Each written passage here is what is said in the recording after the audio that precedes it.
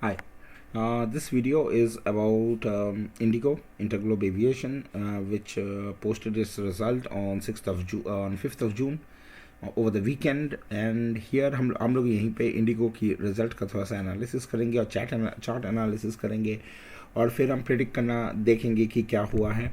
तो अगर आप इंडिगो के results, if you look into the results, IndiGo had posted huge loss over the quarter. So अगर आप क्वार्टर ऑन क्वार्टर देखते हो, so the result is not good and obviously there are huge number of losses which have been reported. अभी the reason of making this video is many a times in your trading strategy और आपके investment और trading cycles में ऐसे situations आएंगी जहाँ पे कुछ न्यूज़ होंगी which are in the favour, just like relaxation of the lockdown and things getting back to normal. जो इंडिगो के लिए बहुत अच्छी है, लॉकडाउन रिमूव हो रही है. और on the top of that there are also some headwinds, मतलब इसके कुछ विपरीत भी कुछ स्थितियां हैं, जैसे क्वार्टर ऑन क्वार्टर बहुत ही ख़राब रिजल्ट आया है. यहाँ पे हम देख सकते हैं जो EPS है वो -30 अभी स्टैंड कर रही है. The company is making loss. So in situations में हाउ टू कॉम्प्रीहेंड कि मार्केट क्या करने वाली है.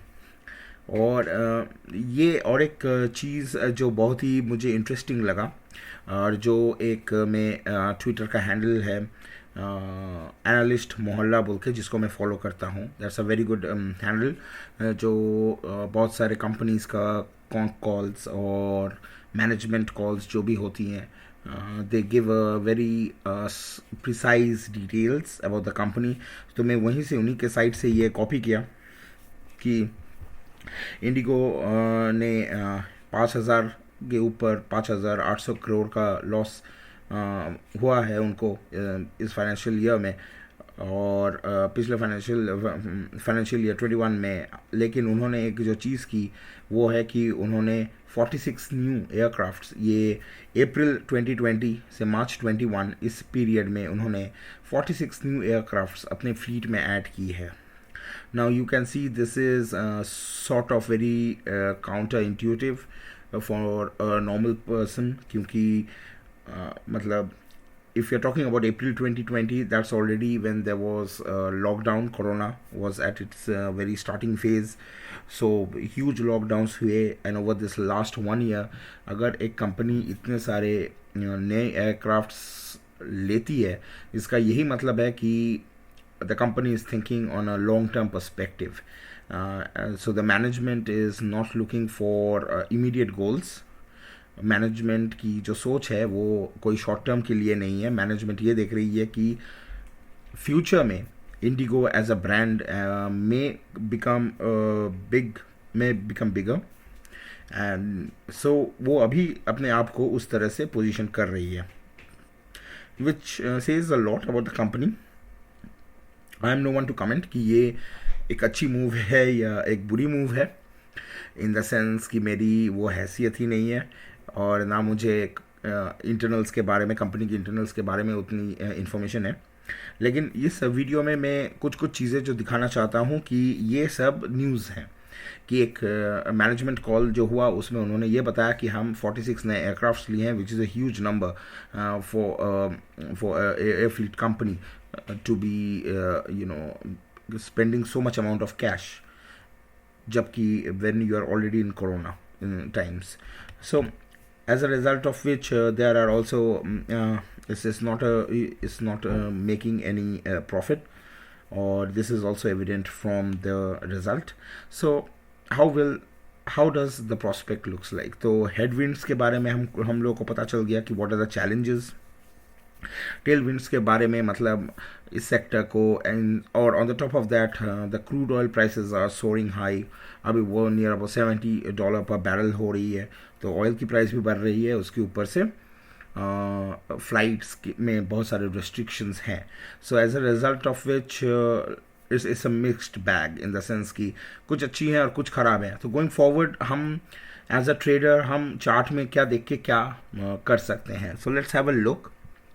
सो ये मैंने इंडिगो का मंथली चार्ट खोला है. So obviously IndiGo was trading towards 1890-1900 levels, in 2019, and towards the end of 2019, and then it had some corrections. There was a nice breakout earlier, 1400 levels उसका एक अच्छा breakout level था. You can see it formed a very good cup and handle sort of a formation, and फिर वो 1900 तक गई, फिर वो करेक्ट हुई. यहाँ पे कोरोना की challenges आ गई, and so it corrected and retested 800 levels. फिर जब कोरोना जून जुलाई में फिर जब मार्केट हाई अप चलने लगी, फिर ये 800 लेवल्स 900 लेवल्स से बढ़ के 1700 लेवल आ गई. This was in January, this was in December. सो अभी अब अगर देखो कि दिसंबर जनवरी ये जितने भी 5-6 महीने से ये इस पर्टिकुलर एक रेंज में ट्रेड कर रही है. ना if you go for a daily chart, अगर हम डेली चार्ट देखते हैं तो कुछ इस तरह से दिखती है.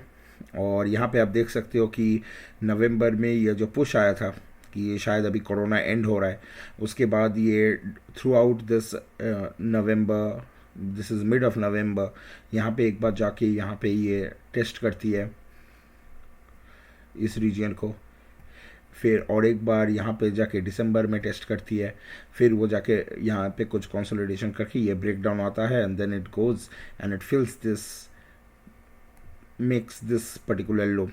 फिर दिसंबर से फिर जब लॉकडाउन कोरोना न्यूज़ इतनी इम्पोर्टेंट नहीं होती है, फिर वो इस रेंज में जाके फिर ये थर्ड टाइम इसको यहाँ पे टेस्ट करती है, फिर यहाँ पे जाके उसमें सेलिंग आती है, फिर वो जाके यहाँ पे इस रेंज में ट्रेड कर रही है. फिर टूवर्ड्स दिस मार्च मिड, जब शायद एकदम कोरोना की पूरा डर फर सब चला गया था मार्च में, तो फिर ये जाके इस रेंज को टेस्ट करती है फॉर द फोर्थ टाइम, यहाँ पे जाके टेस्ट करती है और फिर करेक्ट होके यहाँ पे आके फिर वो सपोर्ट लेती है. So as a result of which you can see this has been in a range bound situation since now 5-6 months. अभी अगर आप देखो कि वेरी रिसेंटली 4-5 दिन पहले वो जाके फिर इस लेवल को और एक बार टेस्ट की, और अभी वो इस नैरो रेंज में कंसोलिडेट कर रही है, जो 1750 और 1780 इस रेंज में कंसोलिडेट कर रही है ऑन अ डेली चार्ट. अगर हम आवरली देखते हैं कि ये सिचुएशन क्या है, सो यहाँ पे हम देख सकते हैं कि ये जब यहाँ पे खुली थी, अगर हम आवरली में अभी जाते हैं तो ये आवरली में यही हुआ था कि यहाँ पे बहुत अच्छी बाइंग आई थी, यहाँ पे एक लेवल ब्रेक हुआ था on closing, I remember. So basically then it was consolidating 1800 levels पे. उसके नेक्स्ट वाले दिन ये ओपनिंग में हुआ था, वहाँ पे जाके ह्यूज सेलिंग आई. लेकिन ऑन द टॉप उसके बाद जो हुआ वो ये जो 1840 1850 ये जो लेवल है, और ऊपर में 1880 लेवल, इसी में ही वो कंसोलिडेट कर रही थी. So may be the reason of this consolidation was there was this, the market already knows that IndiGo is going to post bad results. Market already जानती है कि इंडिगो अगर आपके रिस्ट्रिक्शंस हैं, अगर आपके फ्लाइट्स चल नहीं रहे हैं, तो ऑब्वियसली एज ये कंपनीज जो इस तरह की डिपेंडेंसीज हैं और जिसके कोरोना के ऊपर इतनी बैडली अफेक्टेड हुई हैं, the companies which have been badly hit due to corona, so ये कंपनीज को शायद मार्केट ऑलरेडी ये प्राइस जो मूवमेंट आ रही है वो डिस्काउंट कर रही है. So going forward, what we can expect from an expectation perspective, I can very well say that this 1710 और 1700 ये जो लेवल है ये बहुत ही इंटरेस्टिंग लेवल होगा अगर ये कल गैप डाउन करती है बिकॉज ऑफ बैड रिजल्ट. तो अगर ये 1750 1740 का लेवल अगर टूटती है तो maybe it will go and try to retest this level, and वो इंटरेस्टिंग होगा देखने के लिए कि इसमें बाइंग आती है कि नहीं. अगर buying I so this would be a good step in the sense कि the market has confidence on the management more than the short term problems that this company is facing. और ये एक बहुत अच्छी चीज़ होगी, and this is the reason, exactly the reason why I am making this video. क्योंकि आपके trading के area में, आपकी इन्वेस्टमेंट के एरिया में ऐसे बहुत सारी चीज़ें आएंगी for short term. Obviously these are all short term moves which we are trying to speculate कि एक छोटे से समय में आपके पर्टिकुलर सेक्टर में या आपकी पर्टिकुलर कंपनीज़ में बहुत सारी ऐसी चैलेंजेस होंगी, बहुत सारे ऐसे हेडविंड्स होंगे जो मार्केट ऑलरेडी डिस्काउंट करके बैठी हो सकती हैं. और ऐसे भी हो सकता है कि शायद ये result was already known to the market, because market is always forward thinking. Market ये नहीं सोचती है कि आज क्या हुआ और 2-3 दिन में क्या होगा. मार्केट देखती है कि एक बार अगर लॉकडाउन उठ गई, so IndiGo would be poised with so many new aircrafts which are also sort of more fuel efficient. So basically it's a very good step which the management has taken, but again this is only what the time will tell. क्योंकि पैसा सबके पास, सब company के पास infinite होती नहीं है, और whether the company and the management would be smart enough to make the right balances, this is only what time will say. So future की बात हम अभी से कैसे बोल सकते हैं. लेकिन I personally, अगर कोई मुझे एकदम बोले कि नहीं आपको एक you have to give a very explicit answer, so the one thing I would say from a chart level perspective is, यहाँ पे ऊपर में जाके ये जो सेलिंग आई थी इसमें ह्यूज वॉल्यूम थी, और इसमें ह्यूज वॉल्यूम आके ये अभी इसी रेंज पे कंसोलिडेट कर रही है. So this sort of says that the market already knew that the result ख़राब आएगी. मार्केट को ये ऑलरेडी मालूम था, ये it's not a big surprise. अभी यहाँ पे जो हो सकता है, आई थिंक कि 1730 और 1740 लेवल्स, ये अगर ब्रीच हुआ तो 1700 लेवल्स पे जा सकती है. लेकिन आई एम प्रीटी कॉन्फिडेंट कि ये इसको 1700 लेवल्स पे सपोर्ट मिलनी चाहिए. ऑफ कोर्स ये these are all speculations and these are not trading calls. Please consult your financial adviser. आपके फाइनेंशियल एडवाइसर से बात करके ही आप इन्वेस्टमेंट या ट्रेडिंग करें. ये मैं बोल रहा हूँ कि I don't think it's that bad from a chart perspective, क्योंकि अगर रिज़ल्ट खराब बहुत होनी ही है तो यहाँ पे जो मार्केट पार्टिसिपेंट्स हैं ये पहले से ही इसको समझ लेते. और as I have always told you, if you look for a daily chart, कि ये जो लेवल्स हैं, these have been tested multiple times, and this is actually a very good sign, and this is the last time that it has tested this level. और अगर ये result based कोई move नहीं होती, if there was no result, then this would have been a very good candidate for making this breakout of this channel. तो of course अगर ये breakout अगर आती है तो this would be a very good and powerful one, because it has gone through a huge consolidation over a range for a period of 6-7 months, and that actually means a lot कि that breakout will be very good in the sense. और एक चीज़ जो very interesting है कि when it was on this in this particular range, you can see there is absolutely no volume. So this is also something which is very good.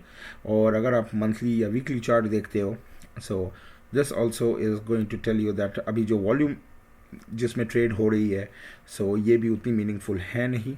But you never know, क्योंकि इंडिगो इन levels से पहले भी बहुत rigorous breakdown आई है इन levels से, and it has gone below. Well of course this move we can say this was all corona based, but at least ये 1300-1400 लेवल बहुत ही इंपॉर्टेंट है इंडिगो के लिए. So let's see how the stock will react on Monday, that's on 7th of June. And I hope this analysis was helpful, and maybe the main purpose of this video is trying to find these challenges, because these are very good case studies for the future, क्योंकि future में भी ऐसी बहुत सारी situations आएंगी, और every situation would be a different one. उनके जो headwinds tailwinds होंगी, जो companies होंगी, इन पे डिफरेंट चैलेंजेस होंगी. So how the company actually overcomes them, that would be interesting to note. एक चीज़ मैं जो ये बोल सकता हूँ कि अभी जो कोरोना की सिचुएशन है, in the sense of the second wave and the problems which the whole of India, the whole of my country had to face, so this was already a known thing, and maybe going forward very soon this third wave won't come, and companies like this which are all very much dependent on the customers, they will be able to fly, and I hope the very best for Indigo. So thanks a lot for listening, and I will do a post follow-up of the move in Indigo. I am following it. Maybe it will give some very good analysis, maybe it will give some very good idea about how this particular structure pans out. One of the things that would be interesting is this 1680 levels. So normally in a trend line you have to always draw sort of like this, which is the mid region. So as you can see that whenever it has always broken this mid, it has always within very few amount of time, within a very short span of time, बहुत ही जल्दी ये इन्हीं levels के ऊपर maximum time ये अपर में ही spend कर रहा है. यहाँ पे ये जो ब्रेक डाउन आया था, but it did a very nice consolidation, और उसके बाद ऊपर आई और फिर सो बेसिकली ये जो मूव है, this is spanning over, see one of the things yeah. So any breakout analysis और एनी टेक्निकल एनालिसिस में आपको एक चीज़ ध्यान रखनी है, वो है the strength of the move over time. तो ये जो मूव है, you can see this was on 23rd of April से अभी जो मूव आई है, अभी ये रेंज. लेकिन अगर ये प्रीवियस आप इनको देखो तो this happened over a period of 7-8 sessions. Also true for this one. तो ये जो moves आती हैं, these are very high moves, and as a result of which there is no scope of consolidation. But अभी जो इस तरह की जो move आई है, this has spanned over a period of 1 month, over a month, 1 month, right? And so I think this is a much more mature move. और अगर Indigo का रिजल्ट नहीं इन्फ्लुएंस करता, if Indigo result wouldn't have been a problem, I always look for these sort of moves which are very slow and which are poised to give a very good breakout in the sense कि अगर ये 1850 का जो level है अभी फ़िलहाल जो resistance के तरीके से एक्ट कर रहा है, और यहाँ पे 1500, so may be this is very much poise to at least go towards 2100 in the short time अगर एक ब्रेकआउट आती है. So let's see. This is all about Indigo as of 6th of June.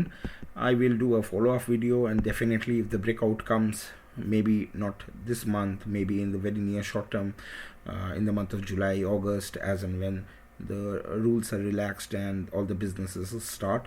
So तब हम फिर analysis करेंगे और फिर देखेंगे कि किस तरह से ये ब्रेकआउट हो रही है, and how we can take some momentum trades in that front. So that's all for today.